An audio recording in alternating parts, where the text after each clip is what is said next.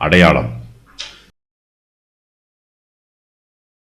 எசேக்கியா ஏசாயாவை நோக்கி, கர்த்தர் என்னை குணமாக்குவதற்கும் 3ஆம் நாளிலே நான் கர்த்தருடைய ஆலயத்திற்கு போவதற்கும் அடையாளம் என்ன என்றான். அதற்கு ஏசாயா, கர்த்தர் தாம் சொன்ன வார்த்தையின்படியே செய்வார் என்பதற்கு கர்த்தரால் உனக்கு உண்டாகும் அடையாளமாக சாயை 10 பாகை முன்னிட்டு போக வேண்டுமோ 10 பாகை பின்னிட்டு திரும்ப வேண்டுமோ என்று கேட்டான். அதற்கு எசேக்கியா, சாயை 10 பாகை முன்னிட்டு போகிறது லேசான காரியம், அப்படி வேண்டாம், சாயை 10 பாகை பின்னிட்டு திரும்ப வேண்டும் என்றான். அப்பொழுது ஏசாயா தீர்க்கதரிசி கர்த்தரை நோக்கி கூப்பிடுகையில் அவர் ஆகாசுடைய சூரிய கடிகாரத்தில் பாகைக்கு பாகை முன் போன சாயை 10 பாகை பின்னிட்டு திரும்பும்படி செய்தார். எசேக்கியா ஏசாயாவை நோக்கி, கர்த்தர் என்னை குணமாக்குவதற்கும் 3ஆம் நாளிலே நான் கர்த்தருடைய ஆலயத்திற்கு போவதற்கும் அடையாளம் என்ன என்று கேட்கிறான். எசேக்கியா கர்த்தருடையையும் அவருடைய வாக்குத்தத்தத்தையும் சந்தேகப்படவில்லை. அவன் கர்த்தருடைய வார்த்தைகளை நம்புகிறான். எசேக்கியா நினைத்ததற்கும் வேண்டிக் கொண்டதற்கும் அதிகமாக கர்த்தர் அவனுக்கு வாக்குத்தத்தம் கொடுத்திருக்கிறார்.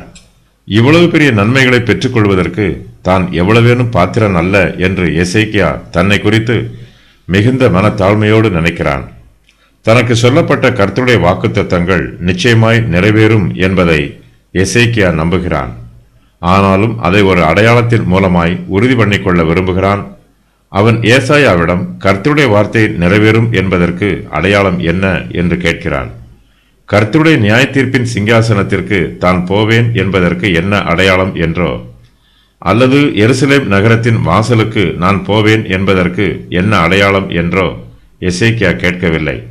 அதற்கு பதிலாக 3ஆம் நாளிலே நான் கர்த்தருடைய ஆலயத்துக்கு போவேன் என்பதற்கு அடையாளம் என்ன என்று எசேக்கியா கேட்கிறான்.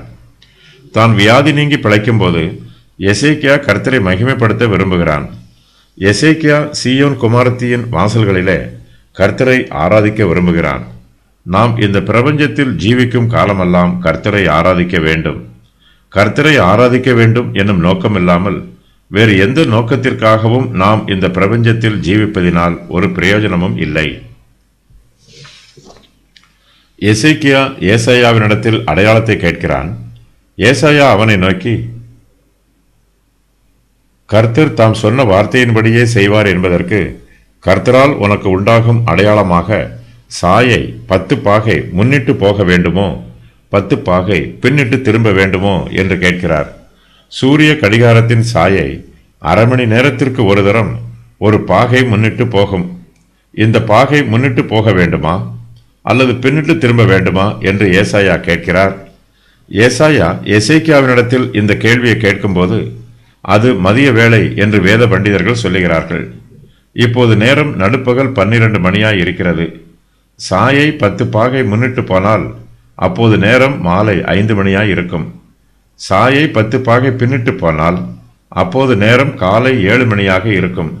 எசேக்கியா ஏசாயா தீர்க்கதரிசியை நோக்கி, சாயை 10 பாகை முன்னிட்டு போகிறது லேசான காரியம், அப்படி வேண்டாம், சாயை 10 பாகை பின்னிட்டு திரும்ப வேண்டும் என்று கேட்கிறான். இந்த அற்புதம் நடைபெற வேண்டும் என்றால் அந்த நாளில் பூமியானது 10 பாகை பின்னோக்கி செல்ல வேண்டும். கர்த்தரால் கூடாத காரியம் ஒன்றுமில்லை. அவர் பூமியை முன்னாகவோ பின்னாகவோ திருப்புவதற்கு வல்லவர். பூமி கர்த்தருடைய சிருஷ்டிப்பு. அவருடைய வார்த்தைக்கு சர்வ சிருஷ்டியும் கீழ்ப்படியும். சாயை 10 பாகை முன்னிட்டு போவதும் அது 10 பாகை பின்னிட்டு திரும்புவதும் அற்புதமான காரியம்தான். பாகை முன்னிட்டு போவது இயற்கையில் நடைபெறுகிற சாதாரண விஷயம். பாகை பின்னிட்டு போவதோ மிகவும் அசாதாரண காரியம். சாயை 10 பாகை பின்னிட்டு திரும்பும்போது எசேக்கியாவின் வயது குறைந்து அவன் வாலிபத்தின் சரீர பலத்தை பெற்றுக்கொள்வான். எசேக்கியாவின் ஆயுசு காலமும் அதிகரிக்கும். அப்பொழுது அவன் மாம்சம் வாலிபத்தில் இருந்ததை பார்க்கிலும் ஆரோக்கியமடையும். தன் வால வயது நாட்களுக்கு திரும்புவான்.